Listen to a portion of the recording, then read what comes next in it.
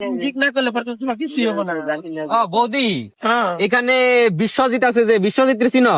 কোন বিশ্বজিৎ? বিশ্বজিৎ তো দুইটা আছে। এ মানে উঁচা লম্বা করে, আমি ফটো দেখাইতেছি। দেখাও তো দেখি। এই যে বিশ্বজিৎ।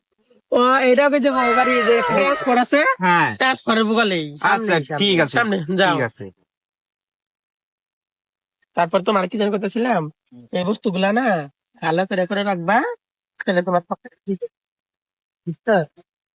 এই, দাদা আপনার 500 টাকা পরে রয়েছে। করো না, তোমার আমি 200 টাকা দিব নি, আমি 300 টাকা নিব। না হবো না, আমার আদা লাগবো। আদা? আদা তো আমি দিব না, তোমার আমি 200 টাকা দিব। না, হ্যাঁ এটা তো করলে হবো না, সমান সমান ভাগ হবে এনে।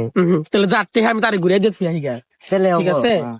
ধরো তোমার মোবাইল নাও, আমি টাকা ঘুরে ঘুরে।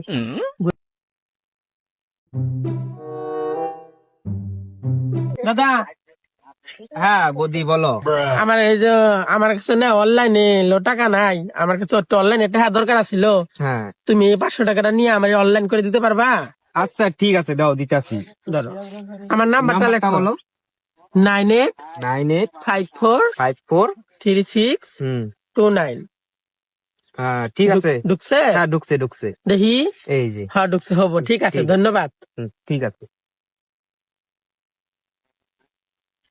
কে পয়সাটা যে দিয়াইলে দুইজনের সমান সমান ভাগ করলে কি হইতো? না, টাকা মানুষের টাকা পাইলে ঘুরে দেওয়ার লাগে।